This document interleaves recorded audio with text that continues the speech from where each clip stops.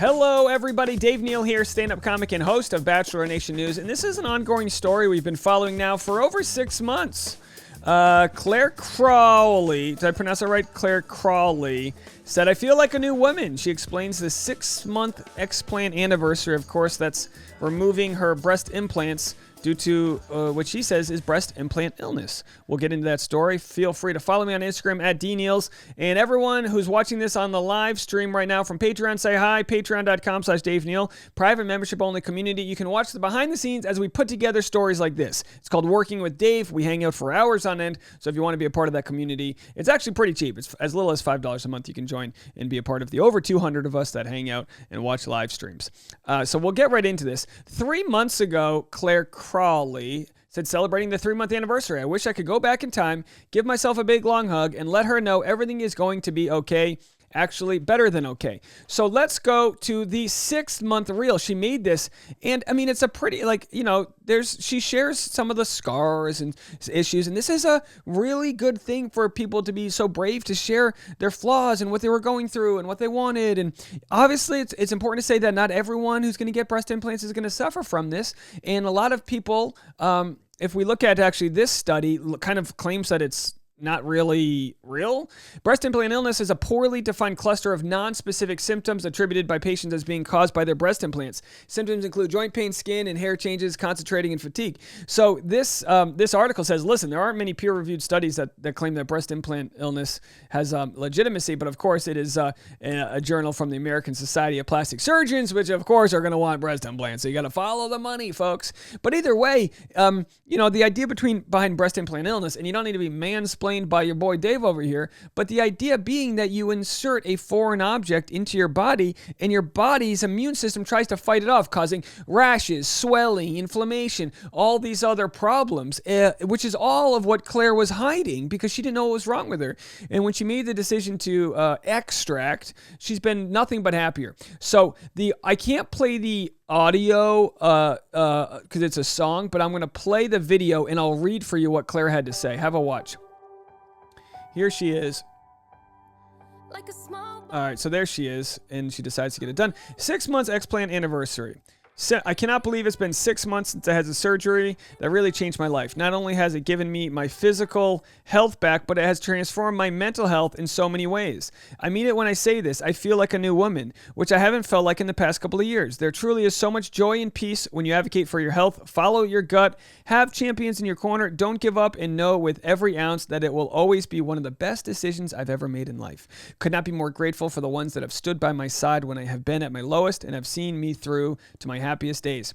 Thank you, Dee and the Dr. Rankin, for making sure I was in the best hands with surgery before, during, and still. My sister Laura for being the one to take care of me while I recovered in Florida, and all of my beautiful friends who listened with compassion and helped me while I navigated from the ground up. You all were there in my darkest, and I am so thankful to have you here in the light as well. So she shares her scars, the recovery, and what it's been like to kind of go back to who she was before and overcome, like if you saw in the video just now, the rashing and all the inflammation and all the other issues, brain fog, insomnia, a lot of issues that you just might not know where they're coming from because they probably might not be centered to one spot where you're like, oh, this is what I have. It's just like all over the place.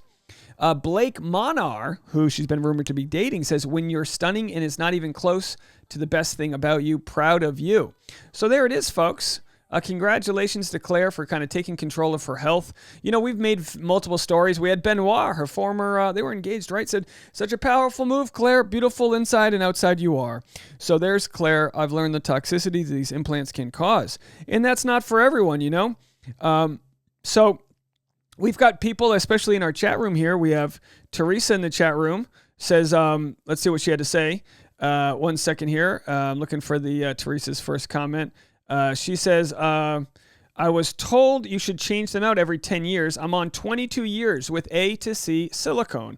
And then Teresa also said, I hooked up with my BF Ken my first night out after the 2-week recovery time, so they worked.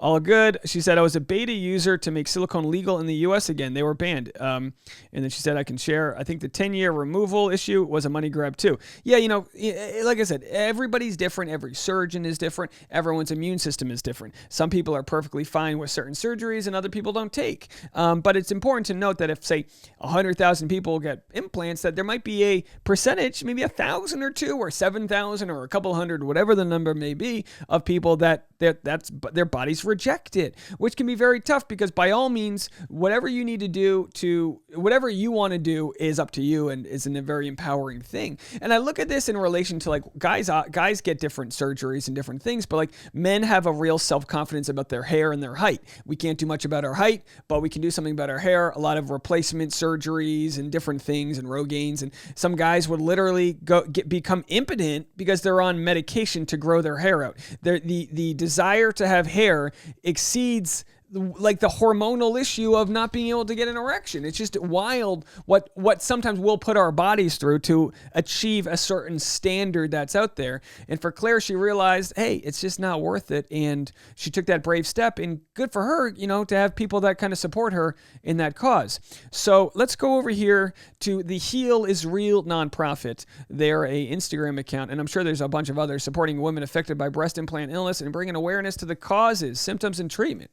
So it's, for people to talk about, what they went through, and it's a support community. Everything you never wanted to know about breast implants but should. It's official, a documentary. So this is obviously becoming very mainstream. I wonder if a lot of doctors don't want to get behind this because, it's like for years, you're trained, you tell people, hey, it's safe, it's perfect, it's this, it's that. And then you realize, hey, nothing's a sure bet. Nothing's perfect. People, some people, it's not for them, A milestone, my journey to hell and back with breast implant illness. And finally, after 3 years of filming, so if anyone, documentaries, or if anyone, is in a journey where they feel like they could benefit from, hearing people's stories, it seems like it's a pretty regular thing now. Let's see this one.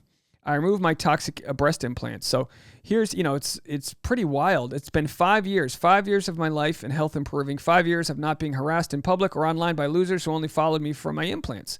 Well, that's a real interesting story here from Sarah on the internet. So that's got to be very tough for someone who sort of is a model or works publicly, and people are following you for something, and then you make a life choice, and then they're like, I see these issues all the time with people where you feel like the audience will feel like they kind of can control your decision making, and it's like you have to remember, guys have to remember this. If someone decides to get breast implants, it's for that person who's deciding, and if they decide to get them out, it's for them to decide as well. It is not up to you. Your opinion doesn't matter.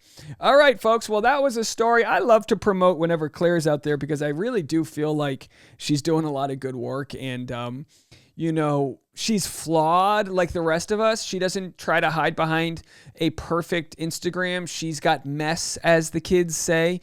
And I think that's great, because it shows that this sort of, this like perfection model that we have on social media is flawed. She says, hey, I didn't need this to be who I am. And she feels like a new woman. So congrats to Claire for that. More content coming our way. I've got a new episode of the Dave Neal Show out on my other channel if you want to check it out right now. We're so close to getting monetized. So much other content on the way. We'll see y'all in a little bit.